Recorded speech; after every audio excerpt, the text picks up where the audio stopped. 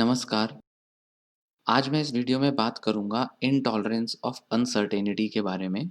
हिंदी में इसे कहेंगे अनिश्चितता के प्रति असहिष्णुता। अनसर्टेनिटी मतलब अनिश्चितता और असहिष्णुता मतलब इनटॉलरेंस। आइए इस पर मैं आगे आपसे बात करता हूँ। अनिश्चितता मतलब अनसर्टेनिटी से निपटना रोज़मर्रा के जीवन का एक ज़रूरी हिस्सा है। क्योंकि हम भविष्य को नहीं देख सकते हैं, हम कभी निश्चित नहीं हो सकते हैं कि वास्तव में दिन-प्रतिदिन क्या होने वाला है। रिसर्च में शोध में पाया गया है कि लोग अनसर्टेनिटी को सहन करने की अपनी क्षमता में डिफरेंसेस रखते हैं, भिन्नता रखते हैं। मतलब कुछ लोग अपने जीवन में बहुत अधिक अनसर्टेनिटी के साथ ठीक से रह पाते हैं और अन्य लोग थोड़ी-सी भी अनसर्टेनिटी को बर्दाश्त नहीं कर पाते हैं।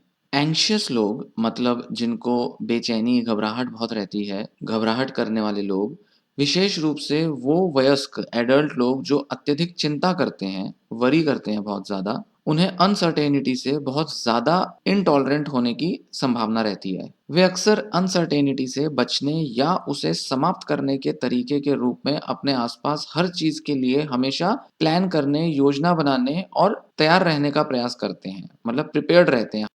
अनिश्चितता के प्रति असहिष्णु होने में क्या गलत है?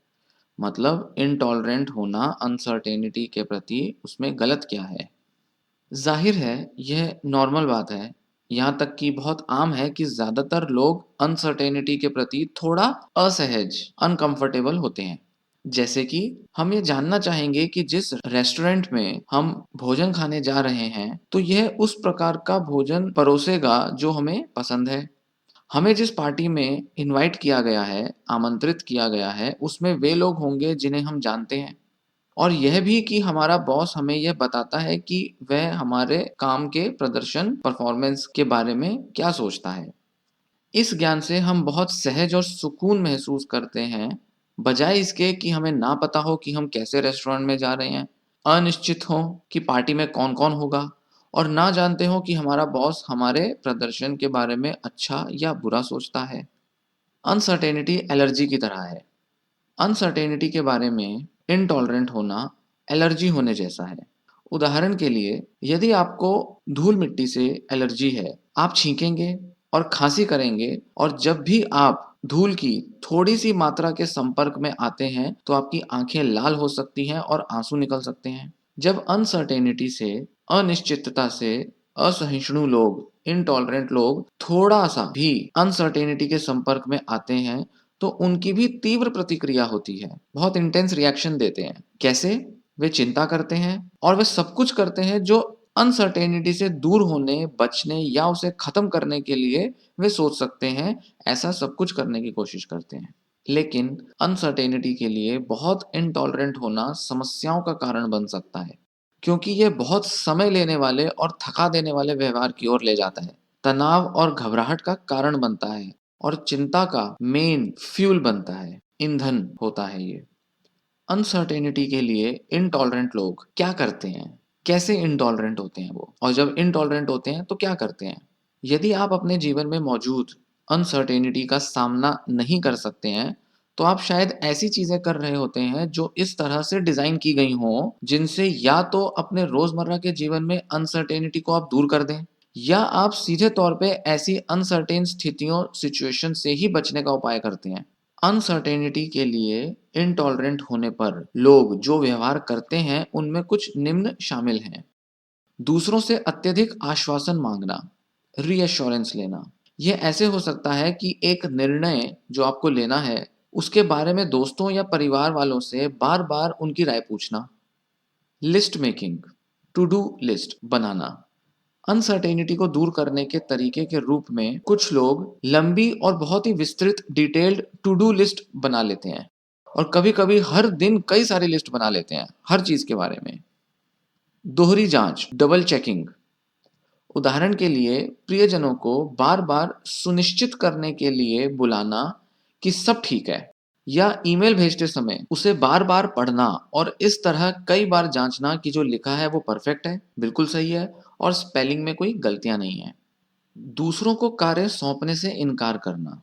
बहुत से लोग जो अनसर्टेनिटी के प्रति इनटॉलरेंट हैं, वे किसी को कार्यस्थल पर मतलब वर्क प्लेस पर या घर पर कुछ कार्य करने की अनुमति नहीं देंगे। ऐसा इसलिए है क्योंकि वे सुनिश्चित नहीं हो सकते हैं कि जब तक वे इसे नहीं करेंगे यह सही ढंग से किया भी जा पाएगा या नहीं।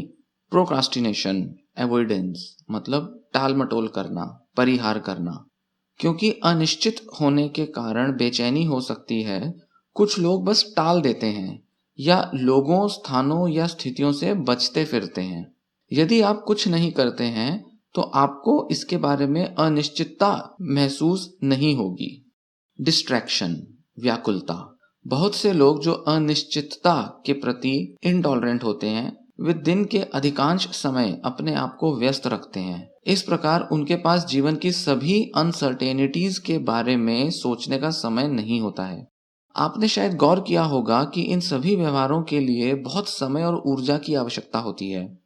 हर चीज के बारे में निश्चित होने की आवश्यकता अक्सर जीवन से मजा छीन सकती है, क्योंकि अनचाहे या अप्रत्याशित मतलब अनएक्सपेक्टेड घटनाएं कुछ डरा सकती हैं, खतरे की तरह दिख सकती हैं। इसके अलावा अगर आप दूर भागते या टाल मटोल करते हैं तो आप केवल अनसर्टेनिटी की एक नापसंदगी के कारण, डिसलाइक के कारण जीवन में बहुत सारे अच्छे अवसरों से चूक सकते हैं। बहुत से ऐसे काम जो आपको एंजॉयमेंट दे सकते हैं, आप वो नहीं करेंगे क्योंकि आपको अनसर्टेनिटी महसूस होती है। याद रखें, जब तक आप भविष्य नहीं देख सकते तब तक आप हमेशा कुछ चीजों को लेकर अनसर्टेन, अनिश्चित ही रहेंगे। अनिश्चितता के प्रति असहिष्णुता के साथ एक और समस्या है। यदि आप अनसर्टेनिटी का सामना नहीं कर सकते हैं और इससे छुटकारा पाने के लिए आप जो संभव हो वह करते रहते हैं, तो आपने एक समस्या पर ध्यान दिया होगा कि यह असंभव है कि आप अपने जीवन की सभी अनसर्टेनिटीज, अनिश्चितताओं से छुटकारा पालें। आपके लिए इसका मतलब यह है कि अनसर्टेनिटी से छुटकारा पाने के लिए आप जो भी काम कर रहे हैं वह सब बेकार है। यह बिल्कुल काम नहीं करता। यदि यह काम करता होता तो आप शायद बेचैनी और चिंता के साथ संघर्ष ना कर रहे होते। तो समाधान क्या है? यदि आप अपने जीवन में अनसर्टेनिटी से छुटकारा नहीं पा सकते हैं तो अनसर्टेनिटी के प्रति अपनी इंटॉलरेंस को मैनेज करने का एकमात्र तरीका अनसर्टेनिटी के लिए और अधिक टॉलरेंट होना सीखना है। मतलब अनिश्चितता के प्रति और ज्यादा सहिष्णु हो जाना। अब आप पूछेंगे कि मैं और अधिक सहिष्णु बनना कैसे सीख सकता हूं या सीख सकती हूं? जाहिर है, भले ही आप इस बात से सहमत हो कि अनसर्टेनिटी के प्रति अधिक टॉलरेंट होना मददगार होगा, लेकिन यह रवैया बदलना आसान नहीं है। हालांकि सीबीटी मतलब कॉग्निटिव बिहेवियरल थेरेपी में हम जान पाते हैं कि हमारे विचार, इमोशंस और एक्शंस, भावनाएं और क्रियाएं सभी आपस में जुड़े हुए हैं और यदि आप एक को बदलते हैं तो आप दूसरों को भी बदल सकते हैं। इसके बारे में अधिक जानकारी के लिए कि सीबीटी क्या है, आप मेरे चैनल पर कुछ दूसरे वीडियोस देखिए और मैं कुछ और वीडियोस अपलोड भी करता रहूंगा। तो आप सब्सक्राइब कर सकते हैं चैनल, ताकि आगे इस तरह की और हेल्पफुल वीडियोस आप देख पाएंगे। आगे बढ़ता हूं। तो अनसर्टेनिटी के प्रति अधिक सहिष्णु मतलब टॉलरेंट बनना सीखने के लिए सबसे अच्छा तरीका है कि आप ऐसे अभिनय करें, एक्ट करें, बर्ताव करें जैसे कि आप अनसर्टेनिटी के प्रति टॉलरेंट हैं ही, मतलब अनिश्चितता के प्रति सहिष्णु हैं ही।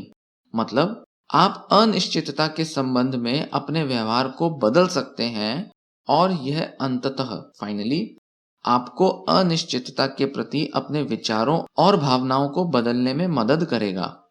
तो यह सीबीटी की एक तकनीक है जिसमें आप अपने व्यवहार में बदलाव लाकर अपने विचारों और भावनाओं, इमोशंस, फीलिंग्स में बदलाव ला सकते हैं। इस बारे में एक और वीडियो में थोड़ा और विस्तार से मैं बात करूंगा। यह वीडियो अब यहीं समाप्त होता है। उम्मीद है आपको मदद मिली होगी यह सब जानकारी पाकर। धन्यवाद।